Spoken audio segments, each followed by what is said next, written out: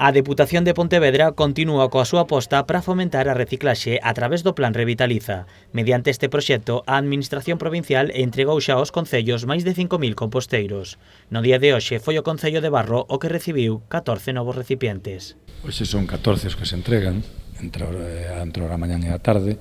e a idea é de seguir avanzando para complementar o que son os composteiros comunitarios que xa temos instalados desde o primeiro momento do Plan Revitaliza,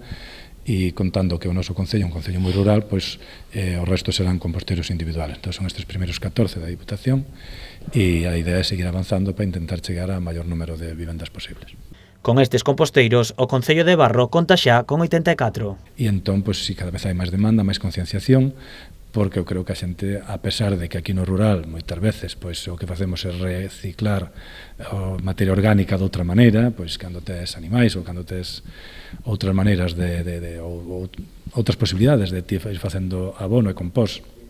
sin necesidade de composteiro destos, pero o bo que teñen este composteiro é que che permite facer un compost de moita calidade e a xente se vai concienciando máis de que aqueles residuos que a veces se tiraban de outra maneira pois se poden utilizar de boa maneira para facer un compost que che dé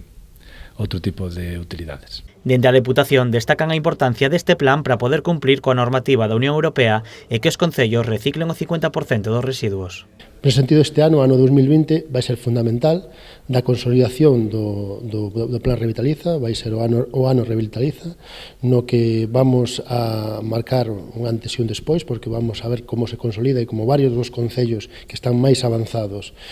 van a conseguir ese objetivo, van ser os dos primeiros concellos a nivel europeo que consigan o objetivo que marcou a Unión Europea. Os composteiros foron entregados aos 14 primeiros que se anotaron, pero a demanda no Concello de Barro é moito máis ampla. Os agraciados recibiron unha explicación para coñecer o funcionamento destes recipientes.